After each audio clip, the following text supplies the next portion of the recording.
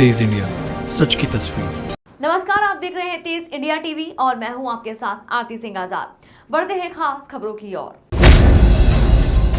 अपनी विभिन्न मांगों को लेकर आंगनवाड़ी कार्यकर्ता एवं सहायिका संघ के द्वारा बुधवार को सड़क पर उतरकर जोरदार प्रदर्शन किया गया। इस दौरान संगठन द्वारा नारेबाजी करते हुए सरकार के खिलाफ विरोध दर्ज कराया गया और अपनी मांगों के संबंध में ज्ञापन भी सौंपा गया। ज्ञापन के माध्यम से संघ ने मांग की है कि राज्य सरकार को केंद्र सरकार से समन्वय कर आंगनवाड़ी कार्यकर्ता, सहायिका और मिनी आंगनवाड़ी कार्यकर्ता की नियुक्ति प्रक्रिया के नियमों में संशोधन करते हुए मानदेय या मान सेवा की जगह नियमित और सीधी भर्ती की जाने की नियमावली बनाए जाने की मांग की। संघ से जुड़ी पदाधिकारियों का कहना है कि आंगनवाड़ी कार्यकर्ता को 25,000 रुपए और सहायिका कम से कम 12,500 रुपए का भुगतान किया जाए तथा हम सभी का मानदेय अलग अलग भुगतान न किए जाकर एक साथ भुगतान किया जाए। बैठे किस बात को लेकर बैठे हैं? आज हम लोग सभी हड़ताल पे बैठे हैं क्योंकि हमने पहले भी 2 से 3 बार ज्ञापन दे चुके हैं और बताया था, मतलब सरकार को, मुख्यमंत्री जी को अवगत कराया था कि हमें परमानेंट किया जाए, हमें भी जो गर्मियों की छुट्टी पड़ती है वो हमें भी दी जाए और जो सुपरवाइज़र का जो चयन होता है वो अन्य महिलाओं को नहीं लेके जो पढ़ी लिखी इसमें से ही है, ग्रेजुएट है, उन महिलाओं को लिया जाए और जो न्यूनतम वेतन हमारा 25,000, कार्यकर्ताओं का 25,000 और सहायिकाओं का 12,500 रुपये किया जाए। जब कार्यकर्ता रिटायर होती है, सहायिका रिटायर होती है तो उन्हें कुछ भी नहीं दिया जाता है, कम से कम उनकी पेंशन होना चाहिए ताकि वो आगे अपना भरण पोषण कैसे करेगी। 60 साल के बाद तो हाथ पाँव भी नहीं चलते हैं।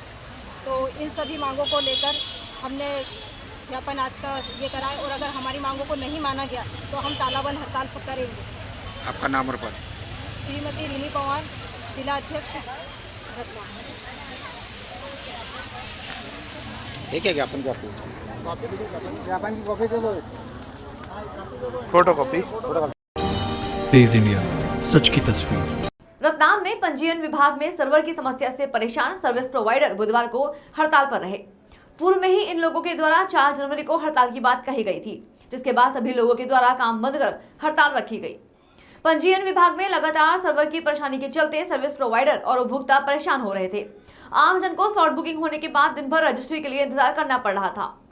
उसके बाद भी रजिस्ट्री नहीं हो पा रही थी, जिसके संबंध में उपभोक्ताओं के साथ सर्विस प्रोवाइडर लगातार इसकी शिकायत करते आ रहे थे, लेकिन समस्या का निराकरण नहीं हो सका, जिससे नाराज अब इन लोगों के द्वारा हड़ताल की बात कही गई है।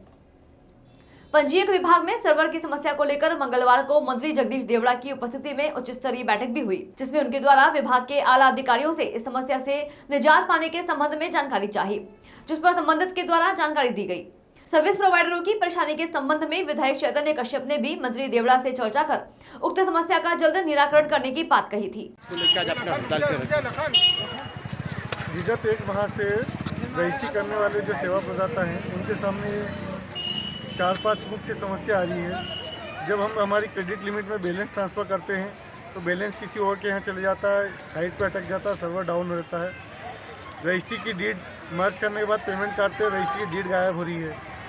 रजिस्ट्री पंजीयन भी हो जाए उसके बाद भी डीड गायब हो रही है, पूरे ब्लैंक पेज आ रहे हैं।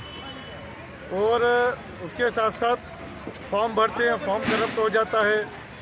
और भी कई समस्या ऐसी आ रही है जिससे जनता जो है हमारे पर आक्रोशित होती है और हम शासन के पास अपनी गुहार लेके जाते हैं तो हमारी कोई सुनवाई नहीं हो रही है, ना तो पंजीयन विभाग में हो रही है।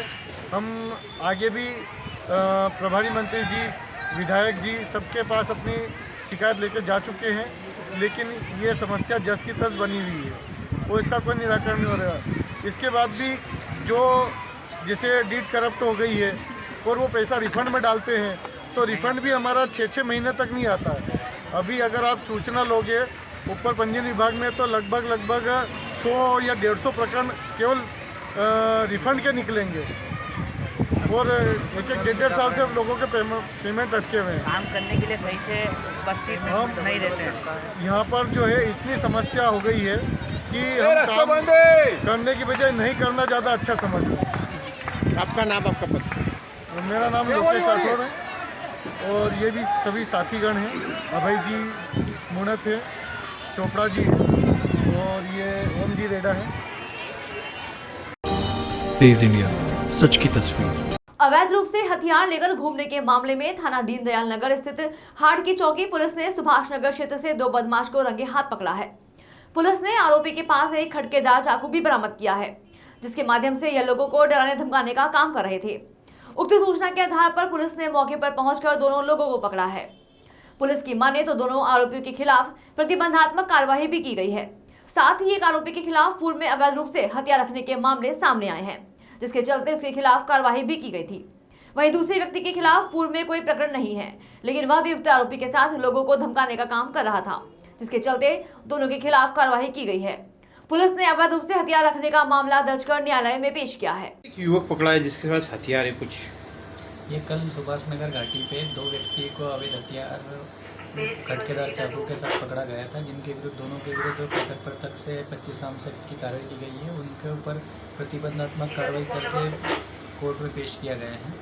सर कुछ पहले के भी कुछ इसमें एक आरोपी है इशरार उर्फ फुकड़ी, जिसके पूर्व के आपराधिक रिकॉर्ड है, और एक लाखा उर्फ लक्की पिता दीपक है, उसके पूर्व के रिकॉर्ड नहीं है, लेकिन दोनों वहाँ पर अवैध हथियार के साथ लोगों को डरा धमका रहे थे। उस पर कार्रवाई की गई है। तो काय क्या धमकाई कर रहे थे?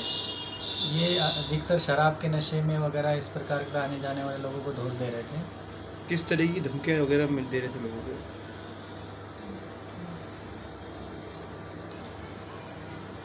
तो किस तरह की धमकियाँ दे रहे थे? ये आने वाले लोगों पर अपना खौफ जमाने के हिसाब से अवैध हथियार का यूज़ करके लोगों को धमकियाँ रहे थे कि हम इस एरिया के दादा हैं, इस टाइप की धमकियाँ। फिलहाल के इतना ही। खबरों में लगातार बने रहने के लिए देखते रहे तेज इंडिया टीवी। नमस्कार। तेज इंडिया, सच की तस्वीर।